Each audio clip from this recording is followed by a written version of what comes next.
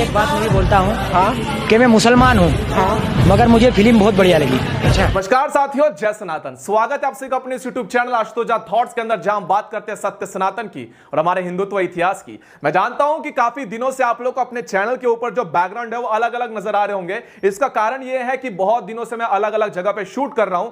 Channel का background ही भले आपको अलग अलग नजर आए, लेकिन विचार एक ही सुनाई देंगे, हिंदुत्व का। और जो भी हिंदुत्व को प्रमोट करता है, हम उनकी बात करते हैं। तो सबसे पहले आज का वीडियो आरंभ करने से पहले आप सभी को छठ महापर्व की बहुत सारी शुभकामनाएं। आज हम एक ऐसे ही मूवी के बारे में बात करने वाले हैं जो हमारे सत्य सनातन के इतिहास से जुड़ा हुआ है, जैसे कि राम सेतु। अक्षय कुमार की हाल फिलहाल में 4 दिन पहले एक मूवी आई जिसका नाम राम सेतु है, और जिसे देखने के पश्चात यूट्यूब पर भर भर के नेगेटिव वाले रिव्यूज है। और उसे देखने के पश्चात कमेंट बॉक्स के अंदर सिर्फ और सिर्फ वीएफएक्स की बात की जा रही है, सिर्फ और सिर्फ 40 दिन की बात की जा रही है, अक्षय कुमार की बात की जा रही है। लेकिन एक ऐसा पॉइंट है जिसके बारे में अब तक किसी ने बात नहीं किया है। वो पॉइंट क्या है, ये पूरे एंटायर वीडियो के अंदर आप लोगों से क्यों ये वीडियो जुड़ा हुआ है और हमारे इतिहास से रिलेटेड क्यों ये वीडियो महत्वपूर्ण है, आपको वीडियो के एंड तक पता चल जाएगा। तो चलिए जानते हैं कि राम सेतु देखना व्यर्थ है या वर्थ है। चलिए आज का वीडियो आरंभ करते हैं। काम है इतिहास की परत को खोलना।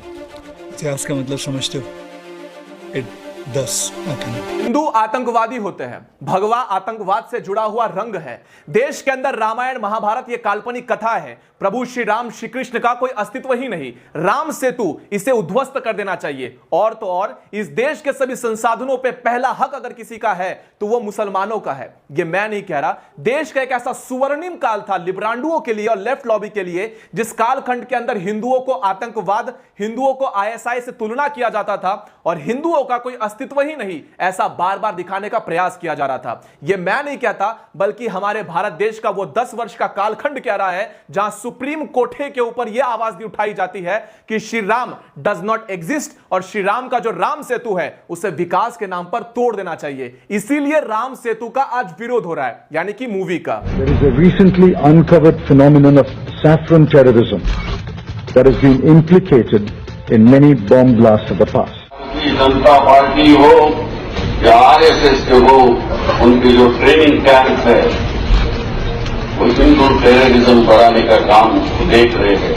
आतंकवाद की बात करते हैं। मालगांव में क्या हुआ?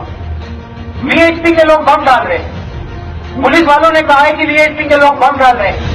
अक्षय कुमार की राम सेतु की मूवी को आप लोग केवल मूवी के नजरिए से मत देखिए। जिन्हें एंटरटेनमेंट के पर्पस से देखना है वो कोई और मूवी देख सकते हैं, लेकिन जिन्हें इस भारत देश का इतिहास समझना है वो इसे इतिहास की नजर से देखने का प्रयास कीजिए। क्योंकि इस देश का अस्तित्व राजनीति से भरा पड़ा हुआ था। अगर आप लोग राजनीति में अच्छे लोग चुनते हो तभी देश आगे बढ़ पाता है। मैं ये नहीं कहूंगा कि बीजेपी बहुत अच्छी है या कांग्रेस बहुत बुरी है, लेकिन यह जरूर कहूंगा कि आज से 10 वर्ष पूर्व जिस देश के राजनीति के सत्ताधारी पक्षों ने सुप्रीम कोर्ट के अंदर यह एफिडेविट दिया था कि राम डजंट एग्जिस्ट, श्री राम जी का कोई अस्तित्व ही नहीं, अयोध्या में श्री राम जी के मंदिर का निर्माण का विरोध करने वाले आज भारत जोड़ो यात्रा कर रहे हैं, जो एक जमाने में राम सेतु तोड़ने के लिए उतावले से हो रखे थे। और नाम क्या दिया गया था? विकास का। जो विकास की परियोजना की कल्पनाएं बनाई गई थी वो कल्पनाएं अन्य 5 जगहों से भी बनाया जा सकता था, लेकिन इनका जो सुई है वो अटकता है सदैव ही राम जी से जुड़े हुए चीजों से लेकर और हिंदुओं के चीजें, आस्था से जुड़े हुए, उनके इतिहास से जुड़े हुए चीजों को लेकर। इसीलिए भर भर के पेड़ नेगेटिव रिव्यूज दिए जा रहे हैं ताकि अक्षय कुमार की जो मूवी है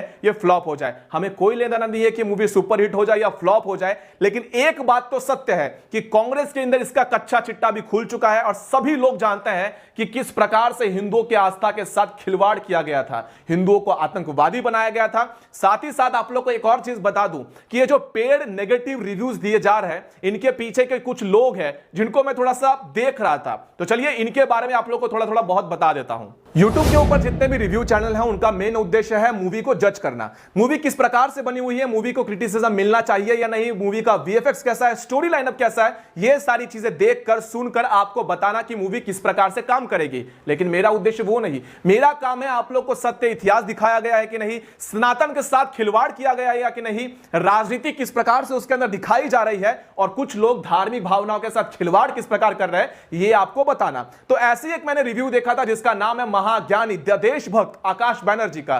तो इसका इतिहास का ज्ञान व्हाट्सएप हिस्ट्री से निकल कर आया हुआ है और यही कह रहा था कि 1000 वर्ष तक एडम्स पीक के ऊपर वहां पर एक मुसलमाना ने एक टांग पे खड़े होकर वहां पर तपश्चर्या की थी, तप किया हुआ था।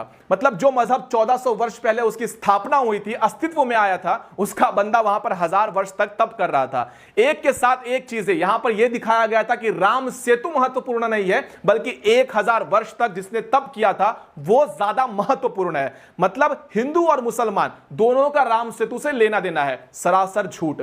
भारत देश आर्यावर्त जो है इसके अंदर केवल सनातन का ही इतिहास है। आप चाहे कितना भी हवा बना लो, कितना भी चाकर पानी पी पी कर झूठ बोलने का प्रयास करो, लेकिन आपकी जो चमचागिरी है अपने आप ही पता चल जाती है कि 1000 वर्ष तक अगर कोई तप कर रहा होता तो भाई आज भी वो जिंदा होता, और अगर जिंदा ना होता तो कम से कम औरंगजेब और बाबर इन सब के जमाने में उसका चड्डी यार भी जरूर होता। पुष्कर भटनागर जी की किताब है the dating era of Lord Rama. इस किताब को जाकर आप लोग अवश्य पढ़िएगा।